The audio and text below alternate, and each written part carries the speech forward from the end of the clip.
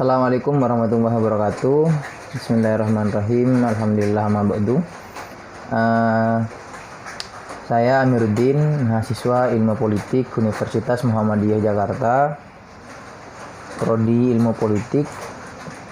Tujuan membuat video ini adalah memenuhi tugas mata kuliah Legal Drafting yang di bawah asuhan Dr. Muhammad Nasyih dengan sebuah judul Naskah Akademik Peraturan Perundang-undangan.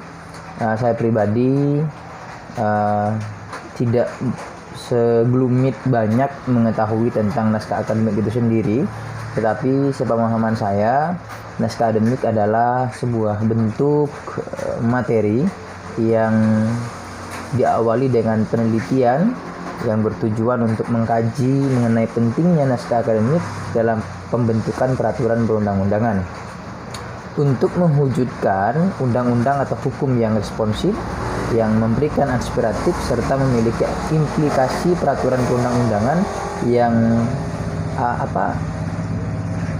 tidak disertai dengan naskah akademik itu sendiri, gitu kan? Kalau disertai dengan naskah akademik, artinya sebelumnya ada sebuah penelitian yang memang untuk menghadirkan hukum yang responsif, yang tidak berseberangan, yang tidak bertentangan, melahirkan hukum-hukum yang otoratifnya mengena ke masyarakat dalam bentuk kemaslahatan, tidak berbicara yang hanya normatif saja, tetapi lebih pada substansial dan dapat dipertanggungjawabkan oleh orang yang memang sudah memahami akan hasilnya, gitu kan.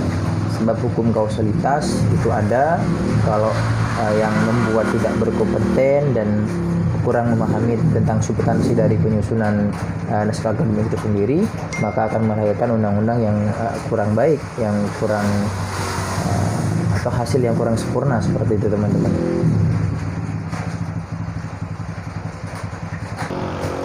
Naskah akademik itu adalah sebagai upaya awal atau naskah awal di dalam rancangan peraturan perundang-undangan, melembagakan atau memformalkan keadaan peristiwa masyarakat ke dalam peraturan perundang-undangan.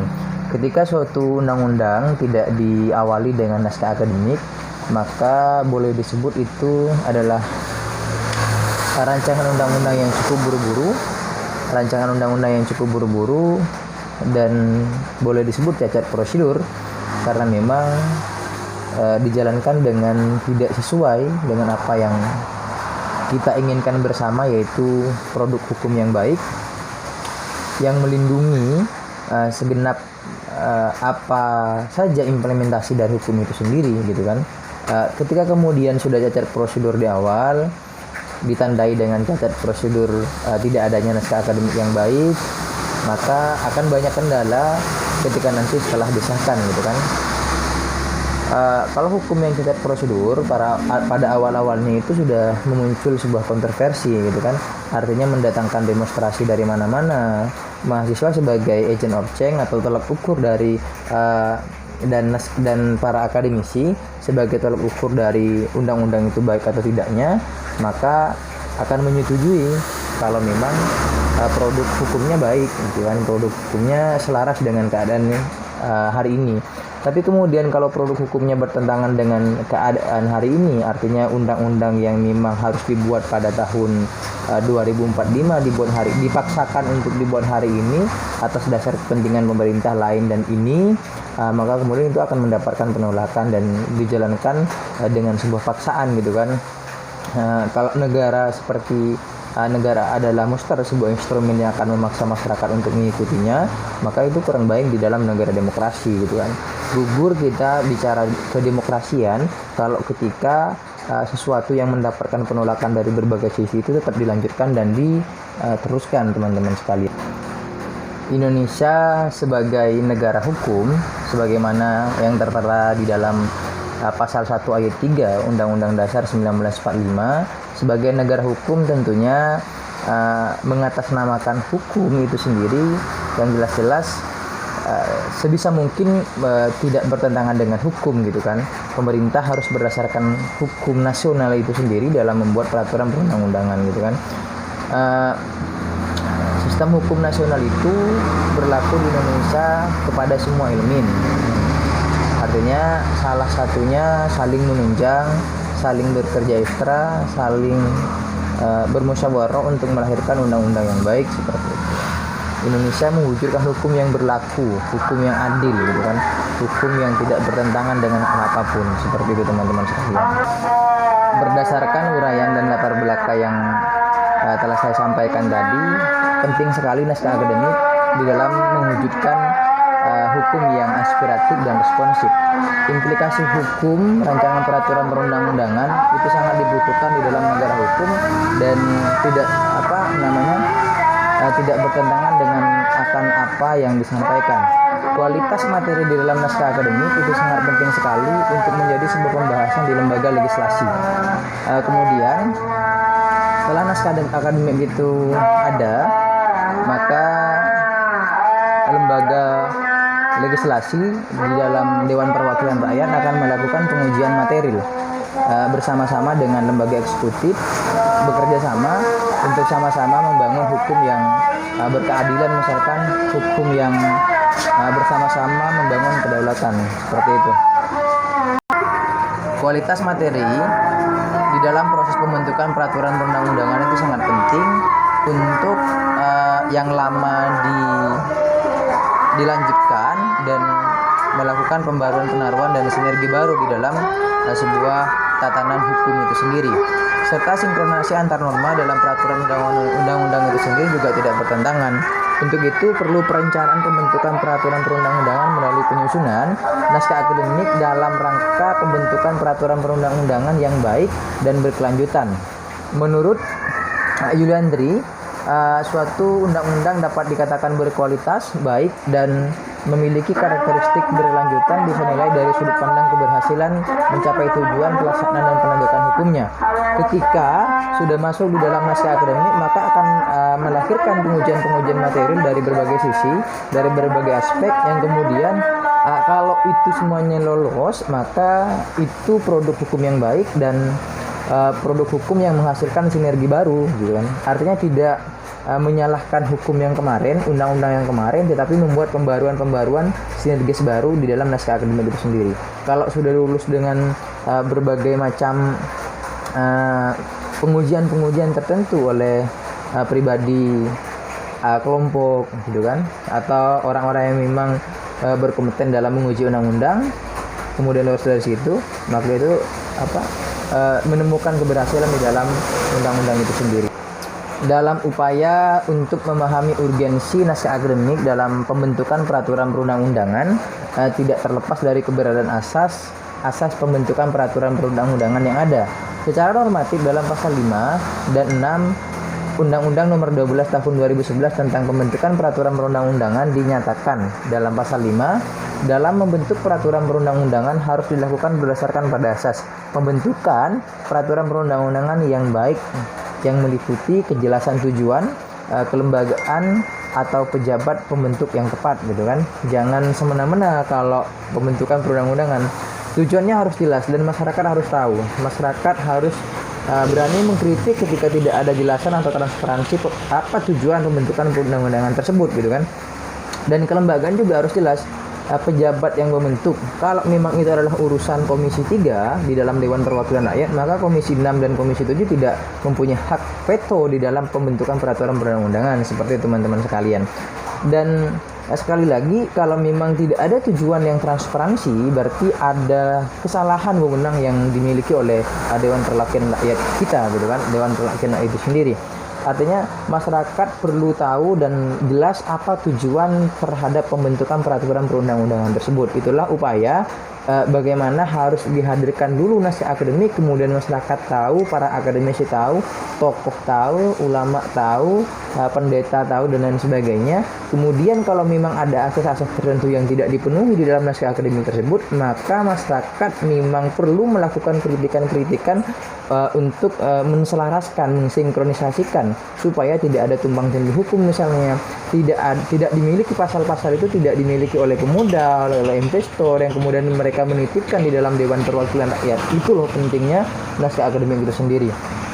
Kemudian setelah dilakukan bahwa tujuannya jelas, yang ngerjain tepat, yang kompeten, maka kemudian pengujian material itu juga sangat penting di dalam tubuh demokrasi kita gitu kan.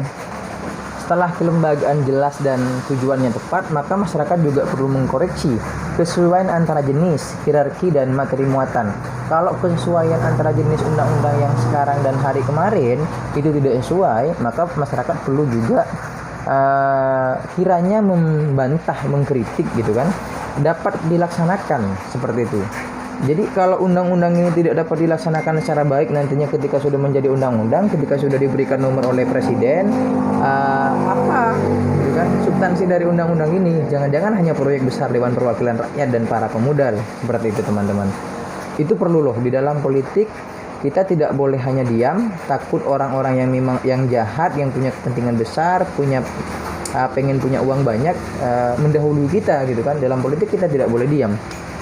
Tapi kemudian ketika kita sudah mengkritik dan pemerintah mengabaikan, maka apa aspirasi-aspirasi yang dibawa oleh kita, terutama bagian-bagian dari mahasiswa dan tokoh-tokoh hukum misalkan, seperti kemarin di LBH yang kemudian mengkeluarkan diri bahwa ini sudah menyalahi peraturan perundang-undangan, sebuah undang-undang yang cukup besar namun cacat prosedur, itu adalah bagian-bagian dari menggugurkan rasa demokrasi kita hari ini yang baik.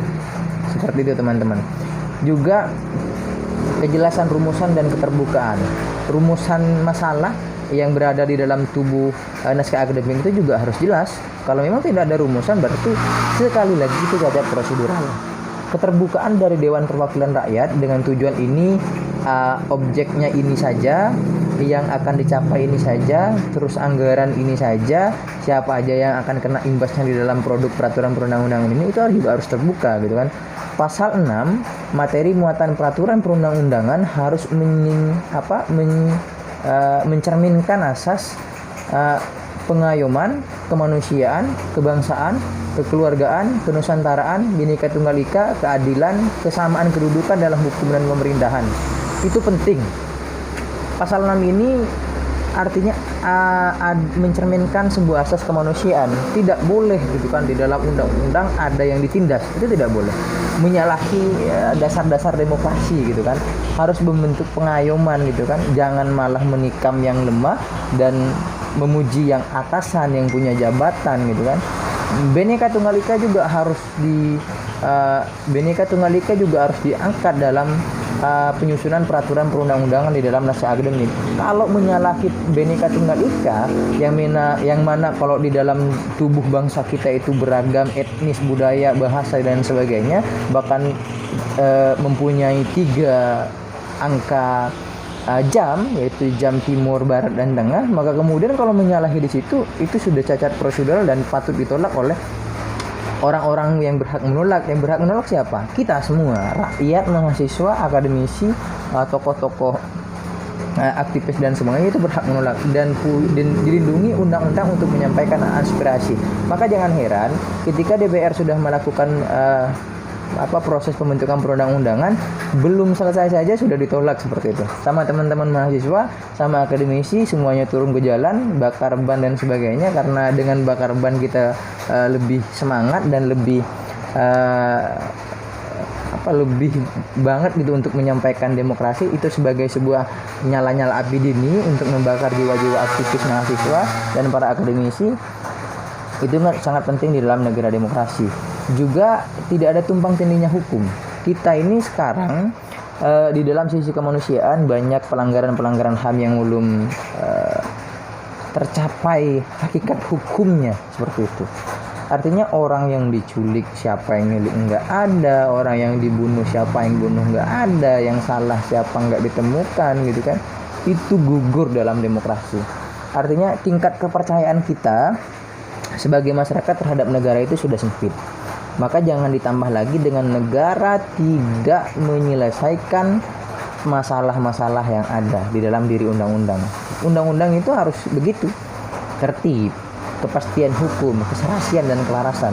Kalau misalkan saya ditilang gitu kan, dimintai uang oleh polisi di jalanan dengan dasar kita damai saja, itu sudah menyalahi undang-undang loh.